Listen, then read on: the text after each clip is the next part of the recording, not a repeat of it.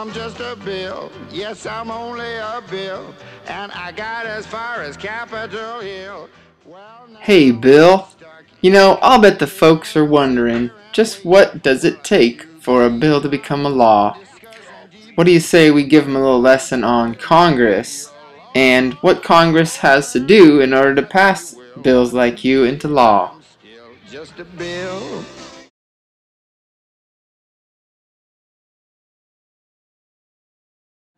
Shoot, you knew I was going to start here. Let's take our little journey down Linkage Road. We've talked about all the institutions that connect us to Congress. Well, gosh darn, now we're going to get there to this government city and take a look at the sausage making fest that is Congress and how a bill becomes a law. Let's start by taking a look at the current Congress.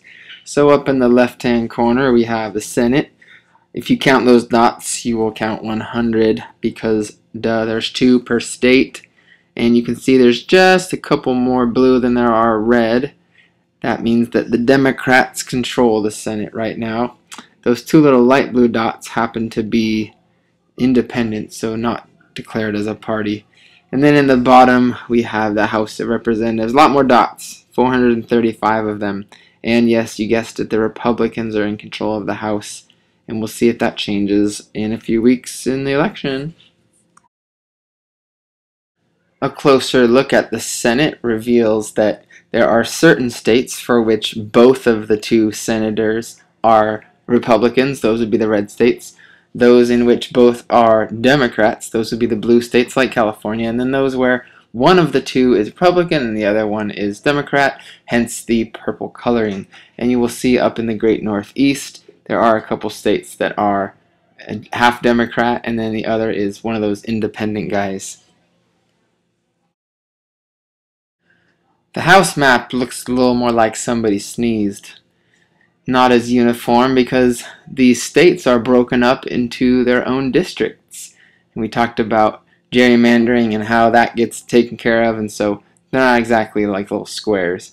You probably noticed that it looks very red.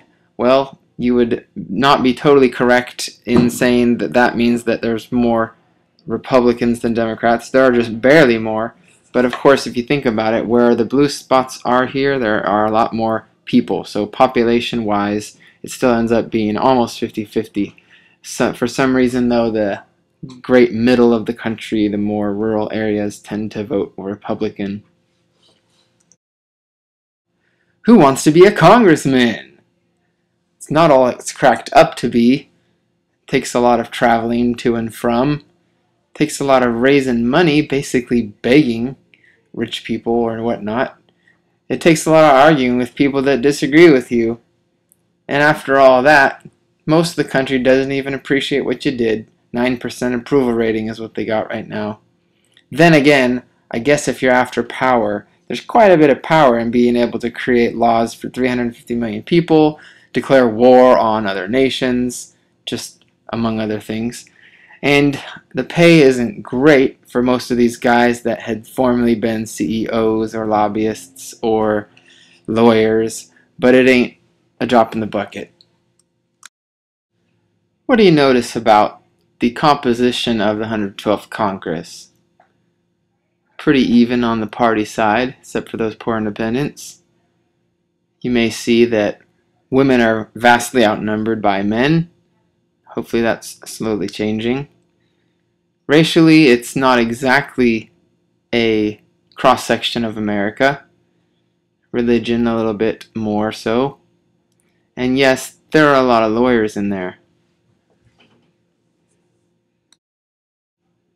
Religiously, Congress is pretty diverse, pretty representative of the nation as a whole. A lot of Protestants in there.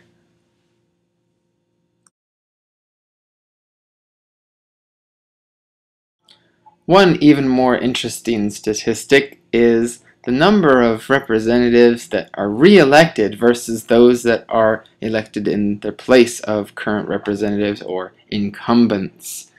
You can take a look at this chart here and maybe hypothesize what was it about those couple of periods where there was a big dip or a huge increase. Go ahead and think about that, and we will talk about it in class.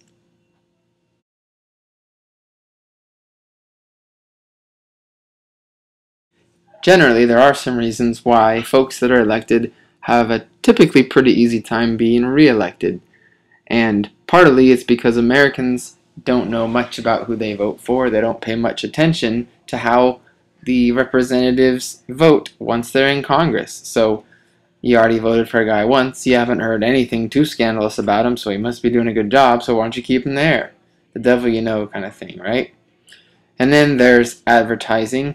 Once you have name recognition and facial recognition, it's a little easier than some guy you've never heard of that you see on your ballot. And then again, there's the whole idea that who's going to run against these guys? Nobody very strong is going to waste their time. It's probably going to be some knucklehead. And then there's the idea that it costs so much money to run against an incumbent who has the backing of a lot of special interests. One more reason, if you think back to the book Hardball, is that it doesn't take too much for an incumbent to make his constituents happy. He has to just put something, an earmark, into a bill. Earmark is something that's an addendum to a bill. It may be very tangential, have nothing to do with the bill itself, but it might provide some type of good or service to the folks back home to keep them happy. This is also known as pork barrel spending. And according to the OMB, 12,000 earmarks were recorded in bills in 2007, which equaled about $17 billion spent just to keep folks happy and keep incumbents reelected. There are a couple of very famous examples of this. One in Alaska was called the Bridge to Nowhere. Essentially, there was a town of just a couple folks, 9,000 to be specific, that wanted to connect to a little airport across the river in Alaska. And for such a small amount of people, if you broke down the $398 million bridge, it would have been at a cost of $444,000 per resident.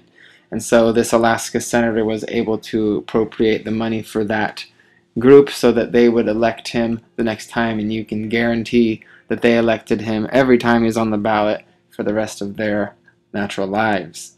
Another example that we'll see in the next video is similar, but instead of a bridge, we have a senator who actually built an airport for his community.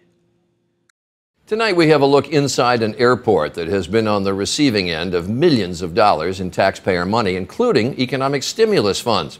And judging by the infusions of cash and all the state-of-the-art equipment, you'd think this airport was doing a booming business. You'd be wrong.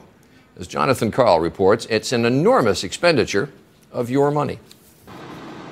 Welcome to the John Murtha Johnstown Cambria County Airport. With a $7 million air traffic control tower, a $14 million hangar, and an $18 million runway, big enough to land any airplane in North America. For most of the day, the only thing this airport doesn't have is airplanes.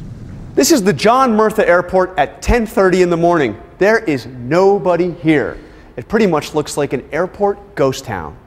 The airport isn't always deserted. There are 3 flights a day, all of them to Washington, D.C. The federal government subsidizes every flight into this airport to the tune of about $100 per passenger. In other words, taxpayers spent about as much money for my ticket on this flight as I did. Subsidized fares and plenty of empty seats. We have rented a car, but the Hertz counter is as deserted as the rest of the airport. So we placed a call and we're told the Hertz representative will be driving in from downtown Johnstown to give us the key for the car, which we believe is parked out front.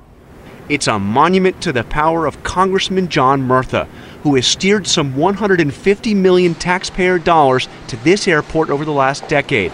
As you look around the airport, whether it be the reinforced runway, the radar facility, the new terminal, how much of this is thanks to John Murtha? All of it. Congressman Murtha refused to talk to us, but the people who use the airport are grateful to have it. So you like having this airport here? Oh, God, yeah. I like it a lot. Courtesy of John Murtha? Of course. John Murtha's a good man. It's a breeze to get through security. That's what makes it nice. No crowds. It's right in your backyard. But last year, an average of just 20 people a day flew out of the Murtha Airport. So what do people do around here between flights? Nothing. Even so, the airport was just awarded another $800,000 in federal stimulus money to repave an alternate runway. And it's your money. Jonathan Karl, ABC News, Johnstown, Pennsylvania.